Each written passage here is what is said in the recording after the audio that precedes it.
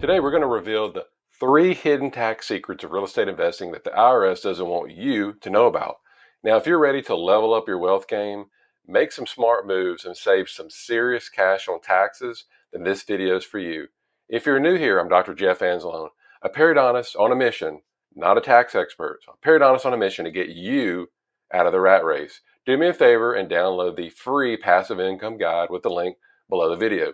Now, we're going to start off by talking about what happens when you accelerate depreciation in real estate. And if you're not too familiar with what depreciation is, then depreciation is nothing more than a special discount that the government gives property owners to help them recover the cost of their real estate investments over time. So, for residential real estate, the government requires that the building, not the land, but the building be divided into equal parts over 27.5 years. This is for residential real estate. All right. So each year you get to subtract one of those parts from your taxable income, lowering the amount of taxes that you pay.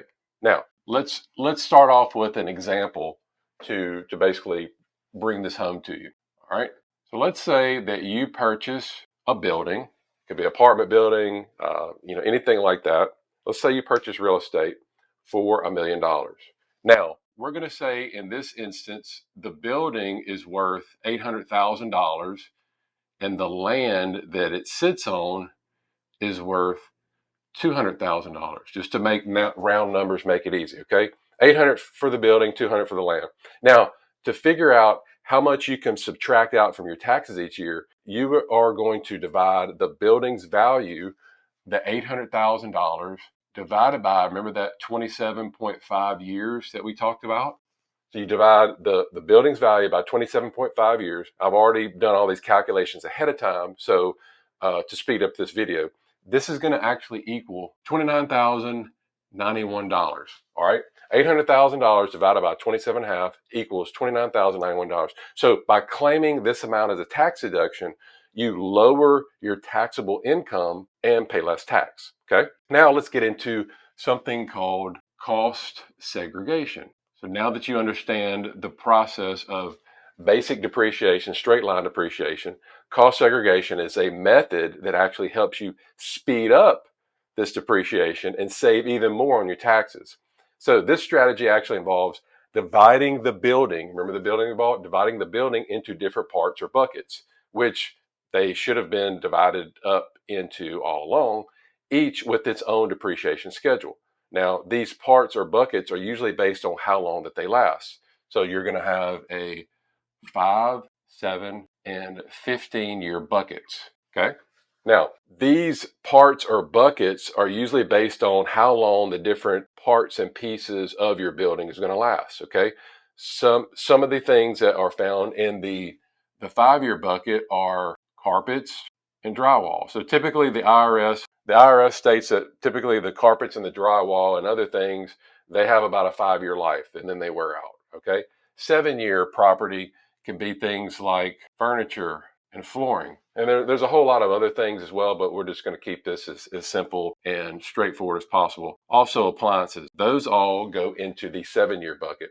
And then for the 15-year bucket, 15, we're going to have up here, we're going to have the roof, we're going to have the HVAC, things like that, maybe some of the plumbing, okay? So that would be the 15-year. Now, by dividing the building's value up into these categories, now you can claim larger tax deductions in the early years of owning the property, okay?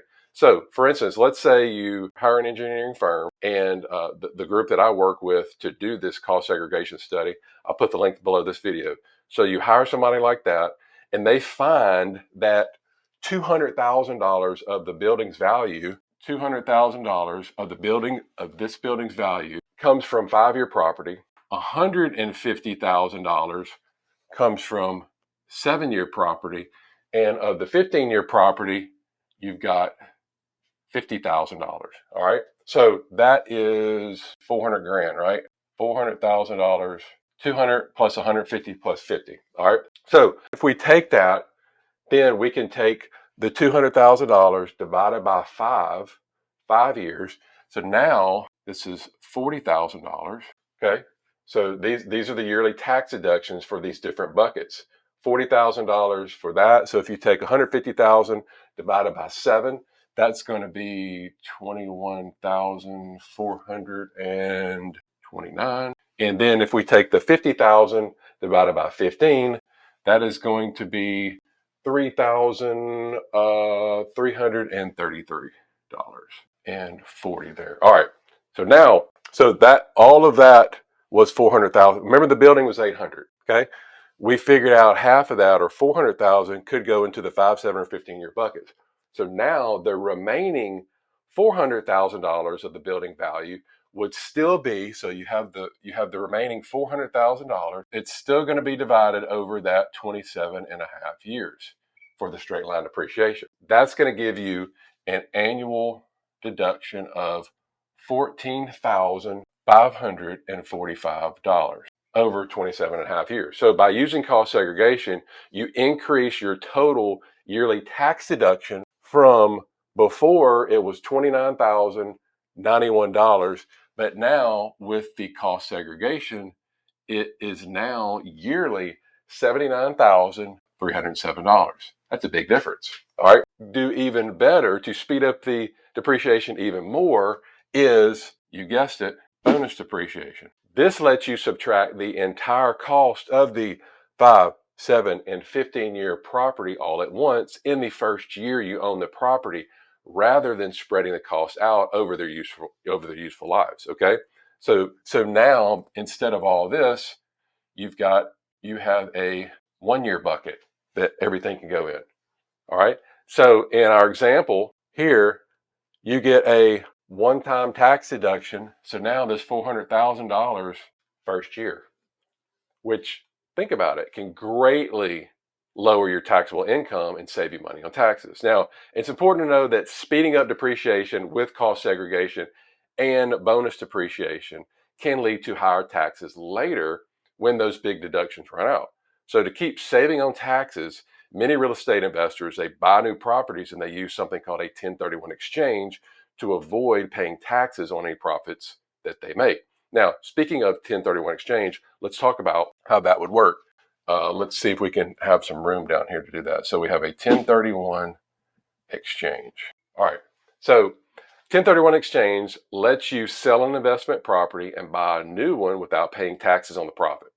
Pretty simple, right? So to qualify for a 1031 exchange, the new property that you're going to be purchasing must be worth the same or equal to the one that you sold, and you must follow certain guidelines as well. So for example, you must find a new investment property. So you have to have at least a new one identified within 45 days of selling your old one, and you must close within 180 days of selling. So that's your timeline. So if we go back to our earlier example, so let's say that you've owned this property for, let's say, 10 years.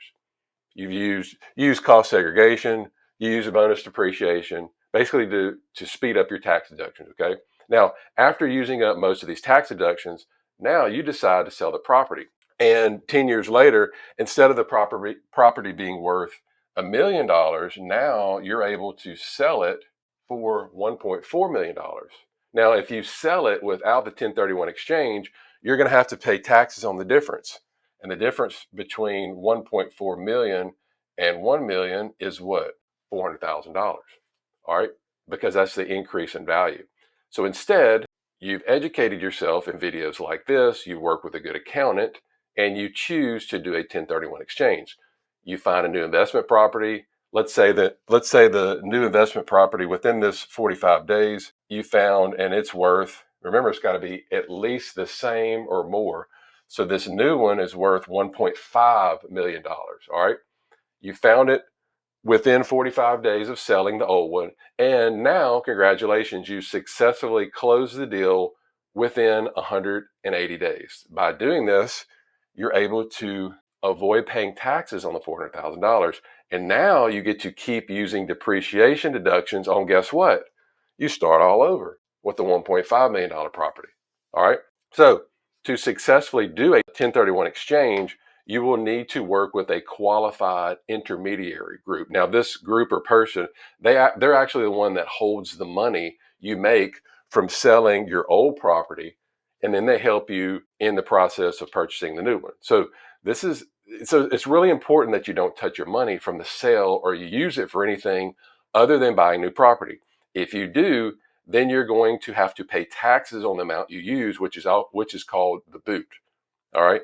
Now, if you start looking at how the wealthy people operate, they never sell their property. Now, I'm not saying that they hang on to it forever, but they actually never sell. They never sell it, get the profits, and pay tax on it. They do things like this. They buy buildings, they buy properties, they get all the depreciation, they're offsetting their income, and then when it's time to get a new one, they just keep going.